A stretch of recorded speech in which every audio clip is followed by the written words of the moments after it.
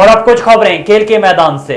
پاکستان کے نامور tennis star Aisam Ullah Qureshi اور ان کی تیونس کی جوڑی دار Skander Mansouri A T P Dubai open tennis tournament men's double مقابلوں کے ابتدائی راؤنڈ میں ہی شکست کے بعد ایونٹ سے باہر ہو گئے۔ A T P Dubai open tennis tournament کے دلچسپ مقابلے میں دبئی متحدہ عرب امارات کے مقام ایویشن کلب ٹینس سینٹر میں شروع ہو چکے ہیں۔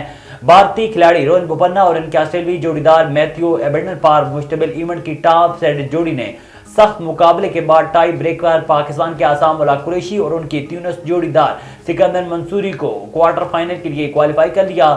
فائنل میں فاتح جوڑی کا مقابلہ یوروگوئے کے حریف کھلاڑی ایریل بہار اور ان کے جمہوریہ چیک کے جوڑی دار ایڈم پالاسیک سے ہوگا۔ پاکستان سپر لیگ سیزن 9 کے 16ویں میچ میں آج کوئٹہ گلیڈیٹرز اور کراچی کنگ کی ٹیمیں پنجہ آزمائیں گی۔ نیشنل اسٹیڈیم کراچی میں دونوں ٹیمیں شام 7 بجے میدان میں اتریں گی۔ کراچی کنگز کی ٹیم ہوم گراؤنڈ پر آج اپنا دوسرا میچ کھیل کر گزشتہ شب اسلام آباد یونائیٹڈ کے ہاتھوں ہونے والی شکست کی خفت مٹانے کے لیے جان لڑائیں گی۔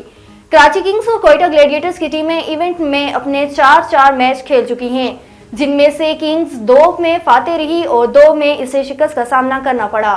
پاکستان سپر لیگ سیزن 9 کے مقابلے کراچی پہنچ گئے مگر اسٹیڈیم میں تماشائی میچ دیکھنے نہ آئے۔ ملتان اور لاہور میں پی ایس ایل کے میچز ہونے کے بعد اب ٹورنامنٹ کے میچز کراچی میں شروع ہو گئے ہیں۔ بدھ کو کراچی کے نیشنل بینک اسٹیڈیم میں اسلام آباد یونائیٹڈ نے کراچی کنگز کو سنسنی خیز مقابلے کے بعد شکست دی مگر اس اسٹیڈیم میں میچ دیکھنے میں شائقین کی عدم دلچسپی نظر آئی۔